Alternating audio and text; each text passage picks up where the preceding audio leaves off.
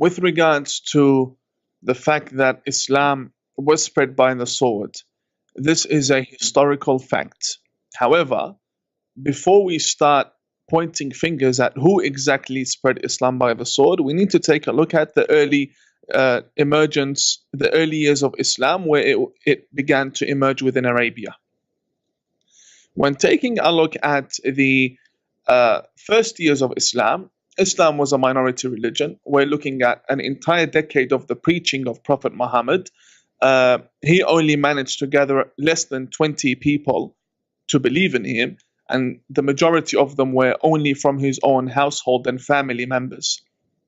Therefore, Islam itself, when it emerged, it was a strange religion amongst a strange community, a community that worshipped idols, and the surroundings were the Romans and the Jewish and Christian majority, as we would appreciate. And Islam emerged throughout these years. If we were to take a look at, for example, 50 years after the death of Prophet Muhammad, 50 years after the death, his own grandson by the name of Hussein was massacred in Karbala in Iraq, and he was beheaded along with his family members because he opposed the caliph of his time, who would later on in history be the father of ISIS and Al-Qaeda, ideological father.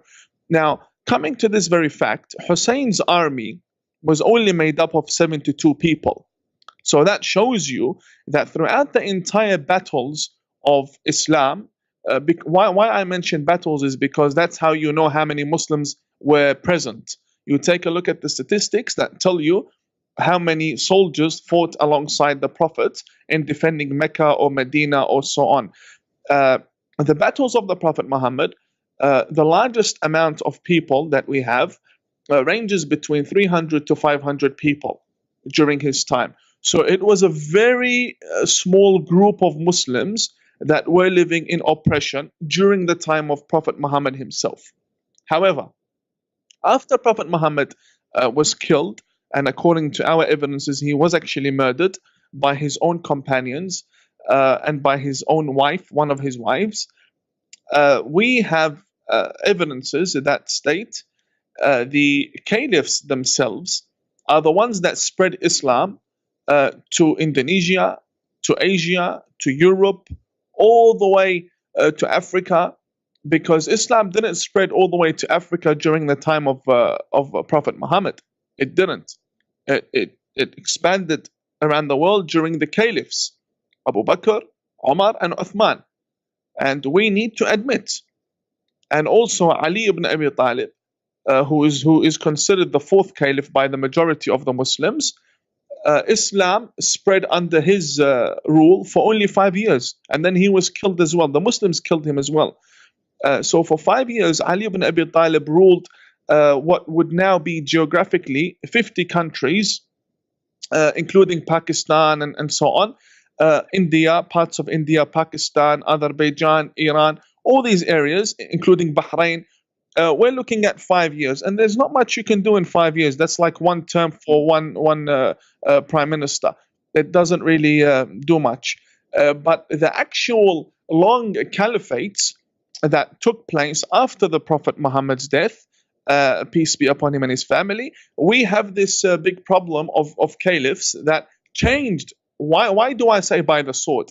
Because they changed the actual act of being successors of a prophet into being kings. So from succession and caliphates, they call themselves caliphs, but they're actually kings. So from succession to kingship. And obviously the attitude of a king would differ from the attitude of a prophet successor and so on.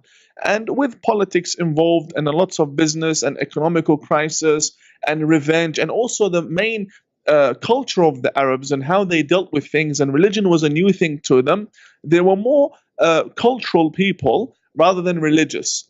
And for them, that's why when you read history, such as the Bukhari, Islamic text, you find that even until today, the Muslims refer to the invasions by the caliphs. They refer to them as conquests.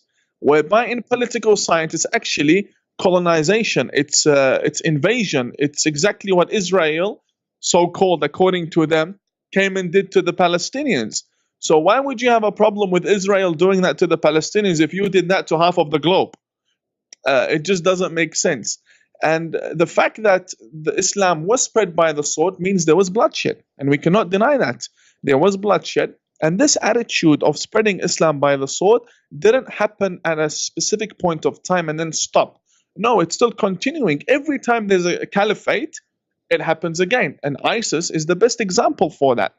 ISIS is the best example for us to see what exactly the early stages of Islam were like and how Islam actually spread throughout the world. It was like this. It's either you accept my religion or you get killed for it. And that's a disaster. And we cannot deny that as Muslims. We reformers need to look at the history of Islam and classify these people as terrorists. Those people that invaded and killed and butchered, they need to be classified as terrorists. And if possible, register them as terrorists in books in his history. We need to make sure that they are identified as terrorists. We Muslims cannot be proud of people who spread Islam around the globe by the sword. We need to condemn them. I'm a Muslim because I researched Islam and I accepted it. But I accepted the Islam that accepts logic. So if I open a book and I see there's a problem in the book, the problem is with the book, not with my mind.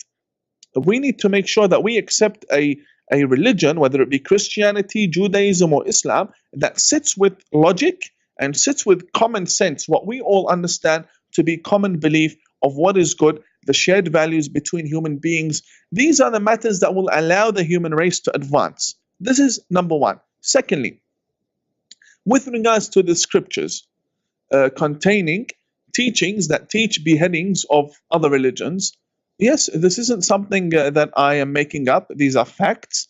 The books of Ibn Taymiyyah, the books of Muhammad ibn Abdul Wahhab, and we're not speaking about some lone wolf scholar. No, we're talking about Muhammad ibn Abdul Wahhab and Ibn Taymiyyah. Their ideology is the ideology of the government of Saudi Arabia that is actually training the largest amount of clerics that come to America and Canada and Australia. So we're talking the biggest think tanks of the Muslim world that are actually trained in seminaries that have curriculums taken from terrorists, people with a terrorist ideology.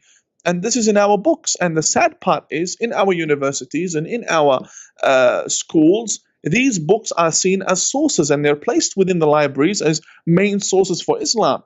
I'm not saying they're not a source. They can be used as a source, but don't try and deduct new laws for Sharia law, jurisprudential laws, from these terrorist formulas of terrorism, when you have other good books that can make a Muslim, someone like Imam Tawhidi, who hugs the Jew, loves the Christian, eats with the Buddhist, embraces the atheist, and also is against radicalization within the religion.